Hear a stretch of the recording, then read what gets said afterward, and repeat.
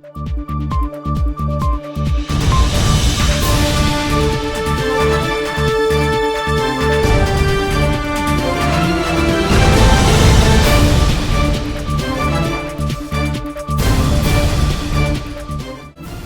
Thursday and you are watching another edition of Primetime News. I'm Joy Goses. We commence tonight's bulletin from State House, where President Dr. Hage Geingob tasked the Public Service Commission to review the bloated civil service and recommended it be cut in order to reduce the government wage bill. Let's listen in to a portion of the President's address.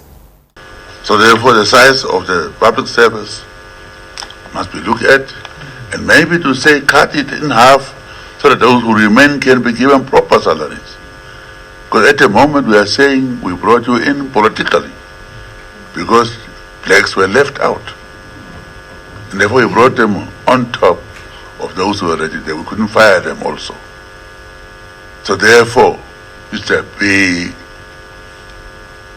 public service, maybe falling over one another.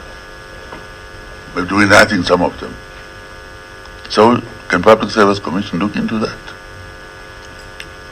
That would be serious. It's your duty to look at, is it really the size we have for our population? And after 32 years, you should understand why it was done that way. But now it's after 32 years. Is that size still the proper size?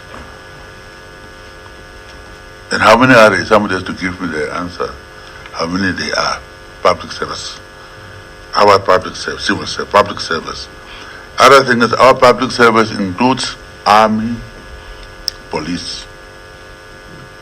Other countries, they don't include that. They don't include army, police, and security systems. Ours, everything is included, so that also makes it big. So please address that issue. Minister of Health and Social Services, Dr. Kalumbi Shangula, today welcomed the 15th Chinese medical team from China during the renewal ceremony. Patricia Kutia was at the ceremony and filed this report. Since the year 1996, the government of the Republic of China has been sending medical teams to Namibia to contribute to the provision of health care services in our country. This is just one of the examples that demonstrates the strength and depth of the long and profound ties of friendship between our two countries and our peoples. The presence of these teams in our health facilities has enriched the service delivered to our patients. We appreciate and value the service rendered by the Chinese medical team and the contributions they've made to the health of the Namibian people. We are here today to farewell the 14th batch of Chinese medical team and welcome their newly arrived colleagues. I wish to commend the excellent work of Dr. Zhou and his colleagues who have been serving here for the last 2-3 months. I'm very happy to note that the project of the Chinese medical team in Namibia has become a special part of China-Namibia friendship. I was told that since 1996, the successive of Chinese medical teams in Namibia treated thousands of the local patients every year, and many of them spoke highly of the loving care they received. As Chinese ambassador, I hope very much that our two countries will work even more closely in the area of health. Moving on to bilateral relations, the inaugural Namibia-Venezuela Joint Commission of Cooperation session commenced today in the capital, with Executive Director in the Ministry of International Relations and Cooperation, Ambassador Penda Nanda, noting the importance of cooperation in gender-related matters. Primrose Harasis was at the session and compiled the story. The Republic of Namibia is proud to welcome our friends from the Bolivarian Republic of Venezuela and to host our counterparts under the inaugural session of the Namibia-Venezuela Joint Commission of Cooperation. If I state that Namibia and Venezuela share friendly relations, I am not telling you anything new. I can attest to this as I reflect on the Honorable Deputy Prime Minister and Minister's recent working visit to Venezuela, where her delegation was wholeheartedly welcomed, and therefore, I wish to re-emphasize Namibia's heartwarming welcome to our Venezuelan brothers and sisters. It is our wish that Namibia will be a home for the next few days. Shifting attention to the August House, leader of the Popular Democratic Movement, McHenry Vunani, says the abolishment of pre-primary education at independence is one of the contributing factors to the status of education in the country. Vunani made these remarks in Parliament on Wednesday. Let's have a listen. At independence, there was a very big debate in this House. There was this contestation whether we should invest heavily in pre-primary or primary education. The majority government, then the ruling party, decided that pre-primary was not important. Go to a village anywhere in the country. The school that is there, the resources that it has are of such a poor standard that the school itself is functioning on autopilot. A child in China that is 4 years old understands things that we were taught in grade 7. The basic understanding of science for a child in China and our understanding was you were in grade 7 to do those things. But a child that is 5-year-old would know the power of gravity. A 5-year-old child would be able to articulate Newton's philosophy on gravity. Our schools are not doing that. There is something that we really need to do differently. All our schools do not have libraries. If a school is having a library, it will only be the wall, but the resources of that library, 5 books, or outdated books. None of our schools have science laboratories. That's why all the schools are making us patrons. Because the schools are looking for influential people for them to be able to get resources that we don't have. Coupled with that, we will have to add a pre-primary. Every village must have a pre-primary for those children to get an equal start in life. When we return, we get to find out NH's stance on striking employees.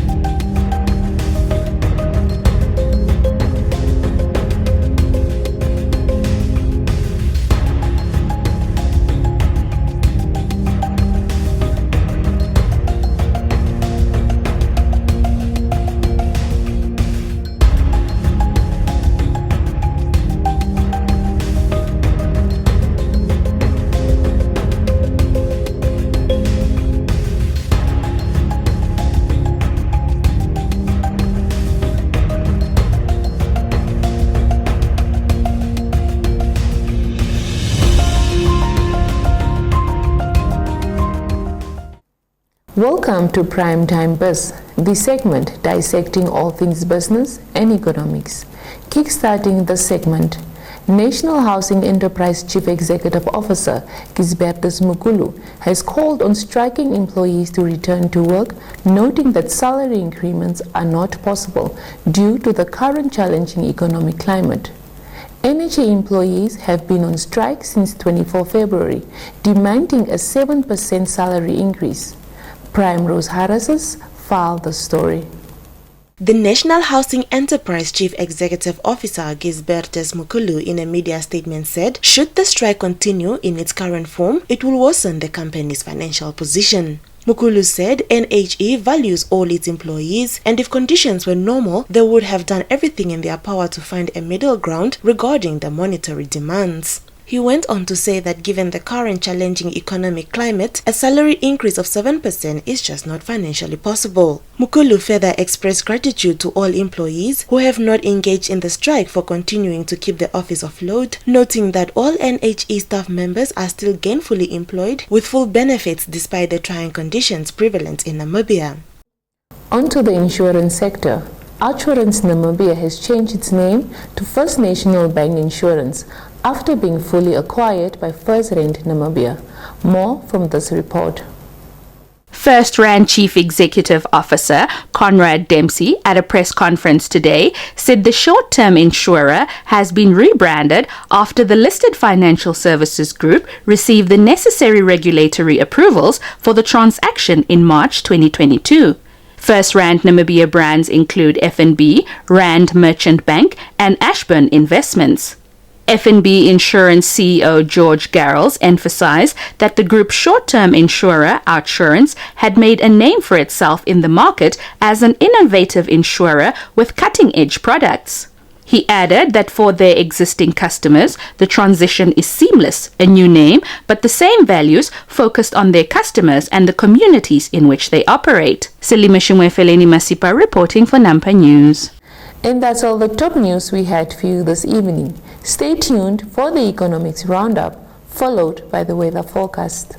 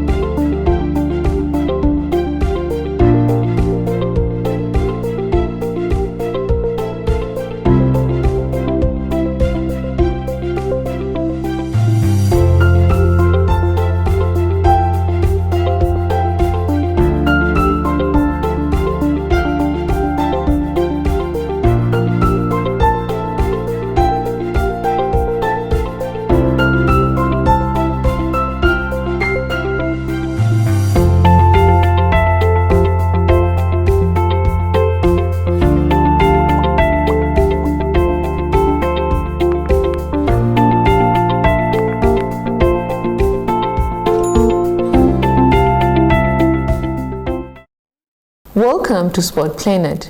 Local football leads the segment. Karutura-based outfit Tigers Football Club on Wednesday announced James Brits as their head coach for the remainder of the 2022-2023 Debmarin Namibia Premiership.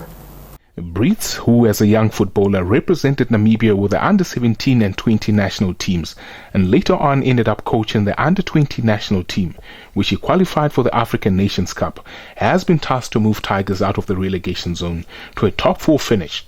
Addressing the media during the coach's unveiling, Tigers FC chairperson Nelson Akwenye said Brits as a new additional member of the Tigers team and will take over the head coach role. Akwenye said Tigers started putting a team together just 3 days before the first leg began, but with the second leg coming up this weekend, they have regrouped themselves as a team and are looking forward to bouncing back from the bottom of the log. At the same occasion, Tigers also announced that Tommy Shindi is an additional member of the family as he takes over the chairperson of the supporters club, while Isidore Nell was appointed as the team manager of the netball team. Reporting for Sport Planet, I'm Michael Madimba. On to some Formula One. 3 months on from his season-ending victory in Abu Dhabi, Max Verstappen returned to the Gulf this weekend, set on claiming another win to ignite his bid for a 3rd consecutive world title. More from this report. The 25-year-old Dutchman, who reeled off 15 triumphs in 22 races last year, on his way to becoming a double world champion with Red Bull, has never won a season opener or a race in Bahrain. Last year, he retired from 2nd place as Ferrari's Charles Leclerc took pole position, fastest lap and a convincing victory, leaving Verstappen to play catch-up in the early part of the season before dominating.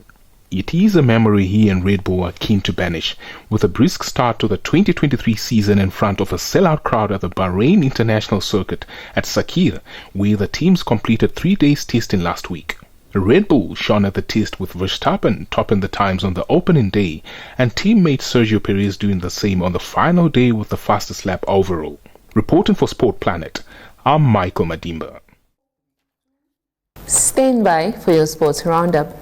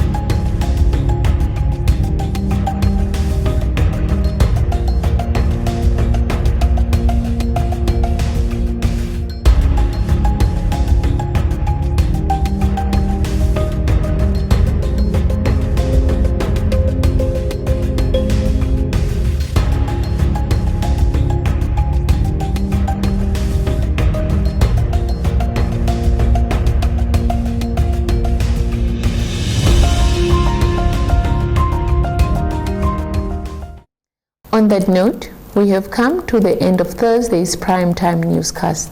Thank you for watching.